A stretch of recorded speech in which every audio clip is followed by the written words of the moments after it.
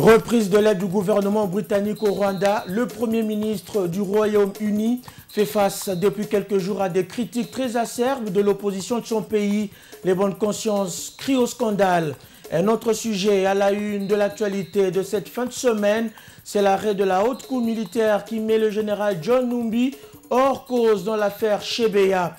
La voix de sans voix et beaucoup d'activistes de défense des droits de l'homme regrettent la décision de la plus haute juridiction militaire du pays. Dans un autre chapitre, sachez que les pensionnaires de l'immeuble Ibubangui ici à Gombe sont sommés de quitter avant d'être déguerpis de force. La décision émane du ministère de l'Aménagement du Territoire, Urbanisme et Habitat, Infrastructures, Travaux Publics et Reconstruction. Mesdames, Messieurs, merci de vous joindre à nous et bienvenue à Q7, la grande édition. Déploiement de la force internationale neutre entre la République démocratique du Congo et le Rwanda. Un plan d'opérationnalisation qui vient d'être adopté. Ce document proposé par les experts des pays de la CIRGL a été accepté jeudi par les ministres de la Défense de la sous-région. Ce plan sera rendu public au prochain sommet des chefs d'État de la CIRGL. C'est ce sommet justement qui est censé de préciser les grandes lignes pour la matérialisation de cette future force qui devrait avoir pour mission de traquer toutes les forces négatives et surveiller la frontière entre les deux pays. L'opposition britannique monte au créneau. Le gouvernement de leur pays a décidé de reprendre l'aide en direction bien sûr de l'agresseur de la République démocratique du Congo. Une attitude mal digérée par les opposants qui ont essuyé des tirs nourris au Premier ministre britannique. Le quotidien Le Potentiel comprend par cet acte que le gouvernement britannique démontre qu'il est un maillon important de l'axe du mal visant à mettre la région des Grands Lacs à feu et à sang. La réflexion de votre rédaction avec Oscar Bakondoa, Twakajika Bonso. Le gouvernement britannique démontre par cette décision que son aide publique au régime de Kigali est un soutien tacite à l'axe du mal, déterminé à mettre les Grands Lacs à feu et à sang, afin de faciliter le pillage systématique des ressources naturelles de la RDC et sa partition. Son péché est d'avoir remis dans le sens de la marche un pays condamné par toute la communauté internationale pour son appui aveugle au régime de Paul Kagame. La fronde est conduite par une frange importante de l'opposition du Royaume-Uni. Elle a été vite relayée par un groupe d'activistes de défense des droits de l'homme. Même la permutation du ministre ayant signé la mesure aujourd'hui décriée n'y a rien fait. Celui-ci, Andreas Michel, alors secrétaire d'État à la coopération internationale, reste sous les projecteurs d'une opinion publique qui ne jure que sur sa déchéance. L'opposition à David Cameron, qui parle même d'un scandale, ne s'explique pas les liens qui unissent son gouvernement au régime de Kigali, pourtant décrié pour son implication avérée dans la déstabilisation de la partie est de la République démocratique du Congo. Dans l'épreuve des justifications de la mesure d'élevée de l'aide britannique en faveur du Rwanda, André Michel laisse entendre que la décision était dictée par la volonté manifeste du Rwanda de participer de façon constructive au processus de paix dans l'est de la RDC. Sur le terrain, le Rwanda poursuit son approvisionnement en armes, munitions et autres matériels militaires en direction du M23. Bien plus, il impose des initiatives qui, somme toute, s'érigent en obstacle pour un retour rapide de la paix dans cette partie de la RDC. La grogne, qui est née à la suite de la reprise de la coopération britannique avec le Rwanda, devait profiter à coup sûr à la République démocratique du Congo. Tout dépendra cependant de l'attitude qu'adoptera le gouvernement congolais pour capitaliser ce scandale qui n'est moins un appui de taille. Il s'agit pour l'instant d'accroître la pression sur Kigali, mais aussi en direction de Kampala pour pousser la communauté internationale à franchir l'étape de condamnation pour arriver à des sanctions ciblées contre ces deux capitales. Dans la mesure où il est clairement établi au regard de toutes les preuves accumulées, autant par l'ONU que par d'autres organisations de défense des droits de l'homme, que le Rwanda, tout comme l'Ouganda, n'ont jamais travaillé en faveur du retour d'une paix durable dans la partie est de la RDC. Entre-temps, dans l'actualité, le procès Chebeya continue de susciter encore des réactions. Beaucoup regrettent le fait que le général John Numbi ne soit pas présenté devant la justice comme prévenu. Pour certains, le major déserteur de la police nationale congolaise reste le seul témoin dans cette affaire. Mariam Boya Chilumba et Fiston Bouini. Face à la presse, les ONG de droits de l'homme, comme un seul homme, expriment leur mécontentement sur ce qu'ils appellent démis de justice sur le déroulement de l'affaire Chebeya et Fidel Bazana. Ces ONG regrettent aussi qu'une chaîne de la place ait diffusé des images selon lesquelles Paul Milambwe, qui se dit témoin de l'événement, n'est pas le vrai. Robert Ilunga Numbi, président des Amis de Nelson Mandela, pense aussi que les membres de la famille de Paul Milambwe ont été forcés à régner leur frère. L'assassinat. L'enquête, nous l'avons menée depuis le 9 avril de cette année. Même les organismes, certains organismes des Nations Unies, et nous accompagnent dans cette enquête-là. Mais je ne vais pas vous donner comme ça les conditions dans lesquelles ils ont été forcés de dire certaines histoires. Si moi je les reconnais tous, c'est pour vous dire que je suis le vrai. Parce que moi je les reconnais. Quand ils peuvent dire que non, c'est un fantôme, c'est un faux, et notre enfant ne parle pas comme le monsieur l'a parlé. Peut-être ça, parce que peut-être le visage, on a camouflé son visage. Mais la voix, on a laissé sa voix. C'est elle qui parle. Nous l'avons déjà entendu en direct, c'est comme ça qu'il parle. Pour sa part, Maître Sylvain Loumou invite la justice congolaise à s'affranchir une cinquantaine d'années après l'indépendance. La justice en son temps était encore meilleure que celle aujourd'hui en place. Ça, c'est un cas typique qui nous permet justement de mettre de doute en ce qui concerne l'indépendance de la justice, voire son efficacité. Aujourd'hui, en tant que collectif, nous exprimons et nous affirmons notre doute sur l'efficacité de la justice congolaise à protéger les droits énumérés dans la Constitution en application des instruments juridiques internationaux dont il découle. Déçu que la haute cour militaire ait épargné John Numbi, qu'elle continue de considérer comme principal suspect, ces ONG comptent saisir la justice internationale pour faire éclater toute la vérité autour de l'assassinat de Floribert Chebeya. La décision prise par la haute cour militaire dans l'affaire Chebeya continue d'alimenter l'actualité dans la ville. Confiant au sujet de la justice congolaise, l'ONG Touche Noire, représentée par Maître Mouila, estime pour sa part que tous les détenus devraient être relâchés. L'opinion, elle, semble sceptique. Leurs réactions sont recueillies par Mariam Boya et Fiston Bouini. Mais ce qui est vrai, c'est qu'aujourd'hui, nous, on n'a plus confiance dans ce qui va suivre. Parce que c'est un procès où il y a eu beaucoup de contraintes, beaucoup de menaces. John Numbi bénéficie d'une impunité insolente. La Cour ne pouvait qu'arriver à ce résultat-là, d'autant plus qu'il s'agit d'un procès d'État, un crime d'État. Nous sommes convaincus que Chebeya et Floribert Bazana ont été exécutés sur ordre d'une association de malfaiteurs qui est au sommet de l'État et qui a ses répondants dans le pouvoir judiciaire, le pouvoir militaire, etc. Donc nous n'avons plus confiance. On ne doit pas se décourager parce que malgré tout, malgré la distance de la nuit, le jour apparaîtra toujours. Il faut toujours continuer à lutter pour le droit de l'homme dans ce pays. S'ils disent qu'ils n'ont pas confiance à la justice congolaise, ça dépend de parce que peut-être ils ont d'autres preuves qui prouvent que le dossier n'a pas été bien traité. C'est dans ces cadres-là qu'ils peuvent dire. Mais quant à moi, tellement que je n'ai pas un dossier, que je n'ai pas été lésé par la justice congolaise, je ne peux pas dire qu'il n'y a pas de justice dans le pays.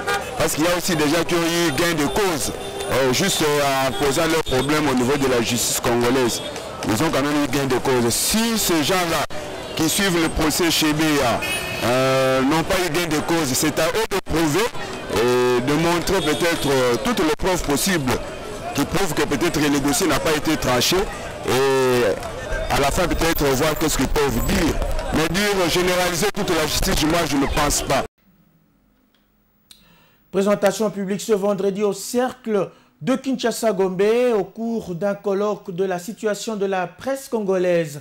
Le baromètre des médias africains est un document de 123 pages qui font un état des lieux de la presse locale. La cérémonie a lieu à l'initiative de FES Media Africa. Jemima Diane Mogo Mambassa. En 2000, des citoyens.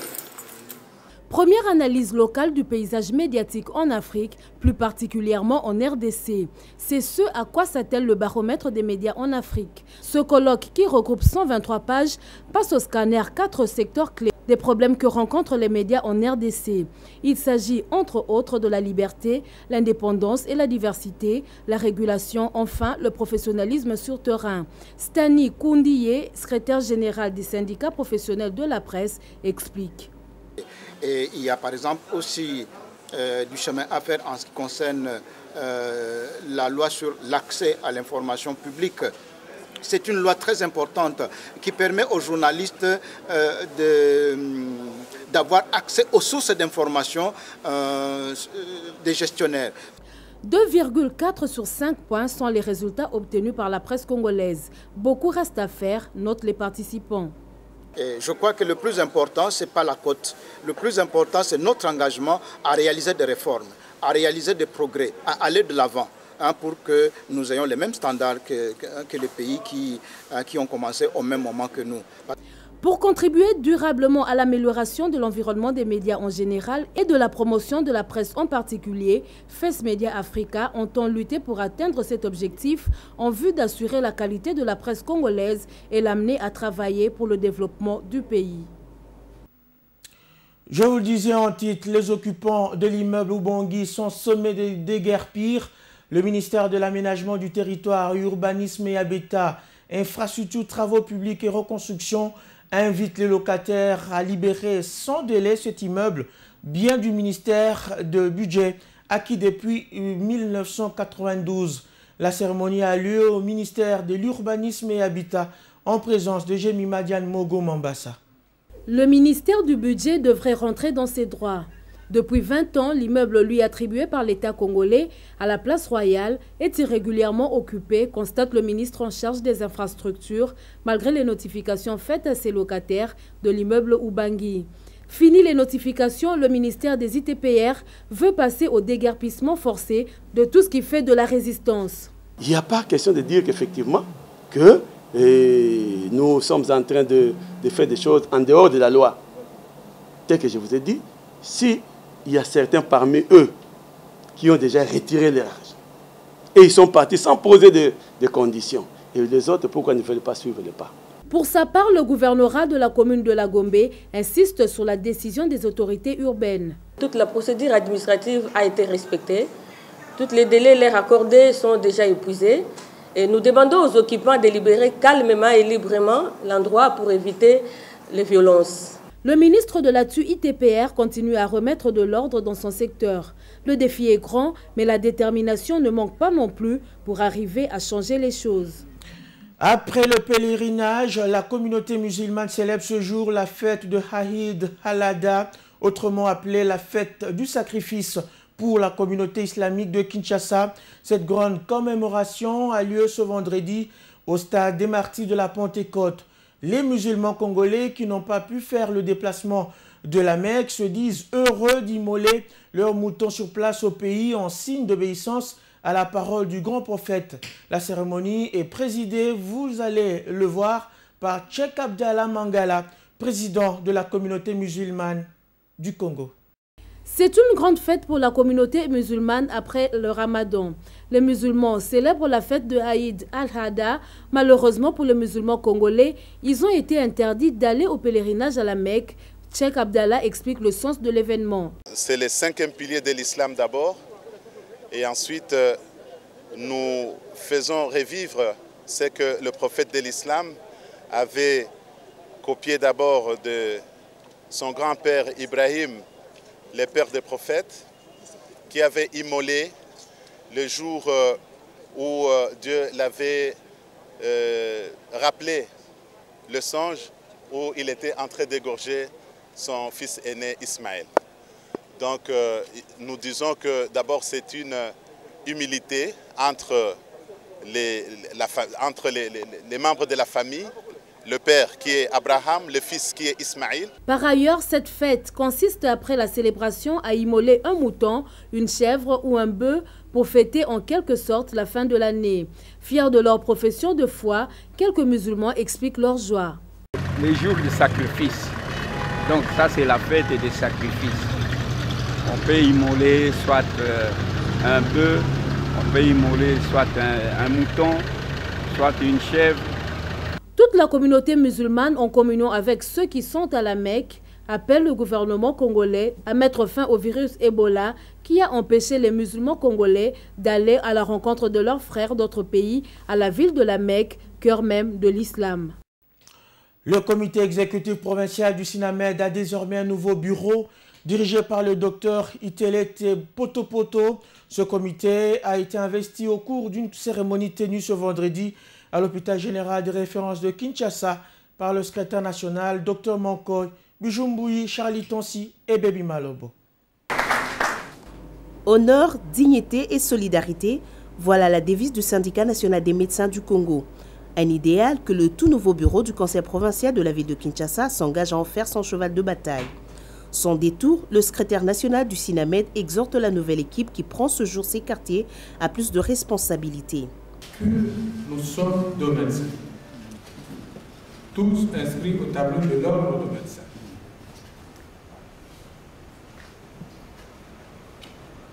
Membres du SINAMED, vous devez, comme le médecin directeur l'a dit, pénétrer les textes qui nous régissent, parce que vous allez servir de conseiller à nos confrères qui parfois ne connaissent même pas les textes de l'administration, même pas les règlements intérieurs de l'hôpital. Le plus heureux ce jour, c'est bien le docteur Itelete Potopoto qui a été élu à la tête du secrétariat exécutif provincial de la ville de Kinshasa. Modeste, il place son action dans la continuité, mais promet de maintenir le dialogue entre la hiérarchie et la base. C'est autour de ces trois valeurs que s'articulera notre action pendant ce mandat de 3 ans, au cours duquel nous aurons comme interlocuteurs l'employeur et les organes dirigeants des médecins.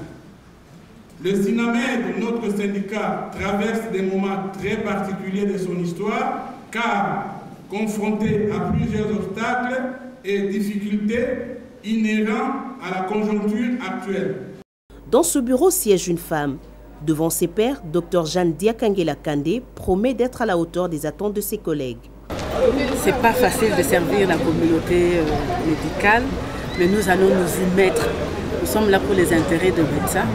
Et tout ce que nous pouvons aussi demander, c'est que l'autorité puisse nous ouvrir ses portes. Ainsi fait, le bureau exécutif provincial du SINAMED Kinshasa est désormais en activité. Il aura aussi la noble mission d'assurer le contrôle et la vérification du travail des hommes en blouse blanche dans la ville de Kinshasa. Plus de 100 dossiers ont été traités et payés au profit des clients de la SONAS victimes du sinistre. L'opération Jeudi Sinistre a eu lieu à Kinshasa Limete, mais aussi à Kasumbalesa au Katanga. Là-bas, 11 clients ont été bénéficiaires des indemnités. Bujumbui Charlie Tonsi, reportage. Ils étaient encore une bonne centaine à bénéficier de l'indemnisation après avoir été victimes d'un quelconque sinistre. Venus de différentes agences SONAS de la ville de Kinshasa, ces hommes et femmes peuvent se dire enfin heureux d'être rétablis dans leurs droits. À Kasumbalesa, dans la province du Katanga, ils étaient 11 au total à jouir des bienfaits de l'opération Jeudi Sinistre. Lucien Ekofo, directeur de l'agence SONAS basée dans cette ville, explique. Nous avons aujourd'hui payé les sinistres en francs congolais, contrairement à ce que nous avons toujours fait, non pas le passé. Cela est dit simplement par le fait d'exécuter le message du gouvernement. Nous avons reçu un message de notre direction générale, c'est-à-dire de notre administrateur, directeur général, nous instruisons de commencer désormais à payer les indemnités de sinistres en monnaie locale. c'est-à-dire en franc congolais. C'est une façon de valoriser la monnaie nationale. Simple action de bienfaisance, l'opération Jeudi Sinistre est depuis considérée comme un lien que la SONAS a choisi d'établir de manière permanente avec toute sa clientèle pour réparer la responsabilité civile des souscripteurs en cas de sinistre. En dehors de nos frontières, c'était un verdict très attendu. L'ex-président ivoirien Laurent Gbagbo restera en prison par mesure de sécurité. C'est ce qu'a décidé la chambre d'appel de la CPI ce vendredi à La Haye. Écoutons Sanji Masenono, juge de cette cour institutionnelle, au micro de nos confrères de Africa 24. Juge de la Cour pénale nationale. La chambre d'appel n'est pas convaincue par l'argument de M. Gbagbo, selon lequel la chambre préliminaire n'a pas respecté son obligation de rendre une décision. La chambre préliminaire a tout d'abord conclu que la détention était justifiée sur la base de l'intention de M. Gbagbo de prendre la fuite, du fait des lourdes charges qui pèsent sur lui et qui pourraient aboutir à une longue peine de prison.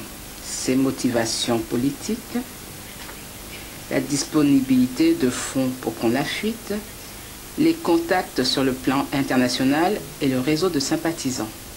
En Afrique du Sud, le climat social s'est apaisanti autour de mines d'or. Certains mineurs ont regagné leur poste de travail grâce à un accord signé jeudi entre les syndicats nationaux des mineurs et la Chambre des mines. Cet accord prévoit une revalorisation de salaire à travers des promotions ou de primes. Une nouvelle page vient de s'écrire dans le conflit minier sud-africain. La Chambre des mines et le syndicat national des mineurs se sont réunis jeudi à Johannesburg. À l'issue de cette rencontre, les deux parties ont signé un accord qui prévoit une augmentation des grilles salariales des mineurs.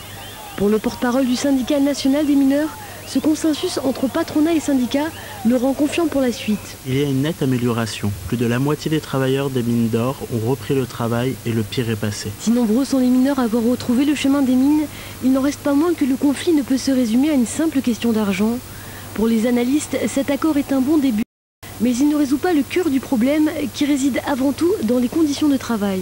C'est pas qu'une question de salaire, c'est une question de conditions de travail. Vous imaginez quand même qu'il y a une enquête qui a été menée et on a considéré que les mineurs au Zimbabwe sont nettement mieux traités que les mineurs sud-africains. C'est quand même paradoxal. Et à l'intérieur même de l'ANC, on explique qu'il faut améliorer les conditions de vie, les salaires, les conditions de travail des mineurs. Le salaire, c'est une chose, mais je le répète, les conditions de vie et les conditions de travail dans les mines doivent être absolument améliorées. Déjà cette semaine que le conflit perdure en Afrique du Sud, un conflit qui a durement secoué l'économie sud-africaine. La croissance devrait ralentir de 2,5% cette année. Rentrons à Kinshasa. La situation sécuritaire dans l'est de la République démocratique du Congo continue de faire le chou gras des journaux parvenus ce jour à notre rédaction. N'est-ce pas Bujumbouyi qui nous rejoint dans ce journal? C'est pour la revue de presse. La question de l'Est, la diplomatie, voilà les principaux sujets qui font la une des journaux parus ce vendredi.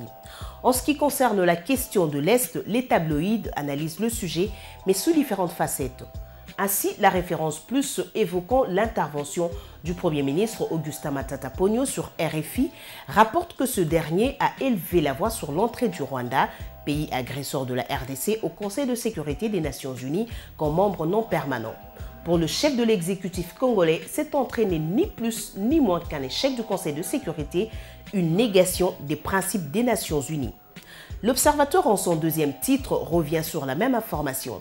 Il fait savoir que le Premier ministre, en répondant à la question relative à l'agression de la RDC par le Rwanda et son entrée au Conseil de sécurité, a en fait donné la position officielle de la RDC en mettant le doigt dans la plaie à cause du rôle déstabilisateur du Rwanda. Et puisqu'on parle du Rwanda, vous le savez peut-être déjà, la Grande-Bretagne a depuis peu rétabli son aide publique en direction de ce pays. Un véritable scandale pour l'opposition britannique révèle le potentiel. Le tabloïd note à ce sujet que le Premier ministre britannique David Cameron essuie pour cela des critiques acerbes de la part de l'opposition de son pays. Le gouvernement britannique démontre par cette reprise qu'il est un maillon important de l'axe du mal déterminé à mettre les grands lacs à feu et à sang afin de faciliter le pillage systématique des ressources naturelles de la RDC. Le potentiel conseille au gouvernement congolais de capitaliser ce scandale et d'accentuer la pression sur Kigali et Kampala pour pousser la communauté internationale à franchir l'étape des condamnations pour arriver à celle des sanctions contre ces deux capitales. Et autour de cette question de l'Est, justement, l'UDPS dément tout son soutien au M23. Le parti d'Étienne Tshisekedi dément tout contact avec le M23.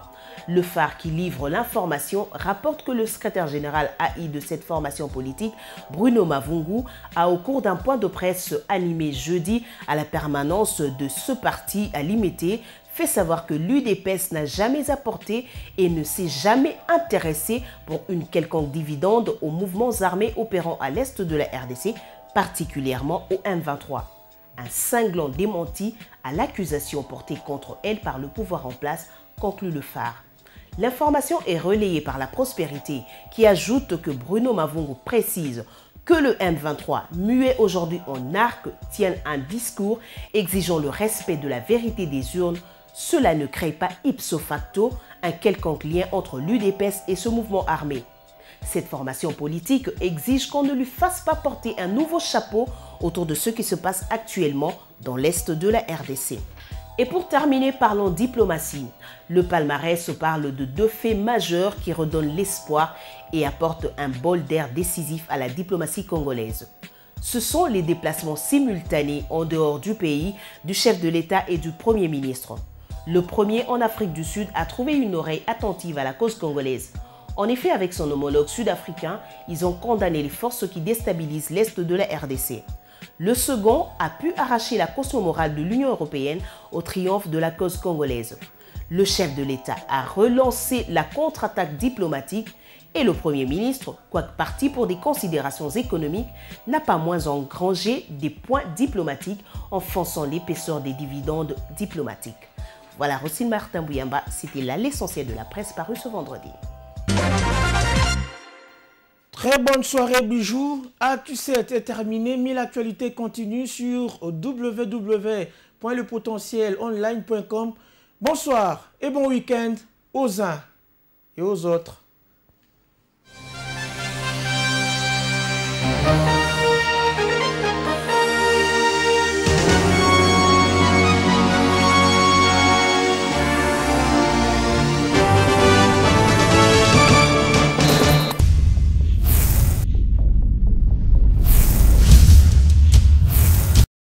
La famille Lofele a la profonde douleur d'annoncer aux amis et connaissances la mort du professeur Lofele Bompongue Léon Didier, décès survenu le samedi 6 octobre 2012 à Liège, en Belgique.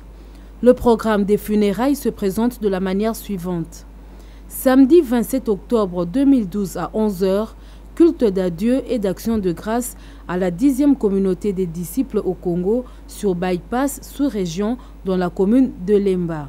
Référence Alliance franco-congolaise de Lemba. Que tous ceux qui l'ont connu gardent une pensée pieuse en sa mémoire.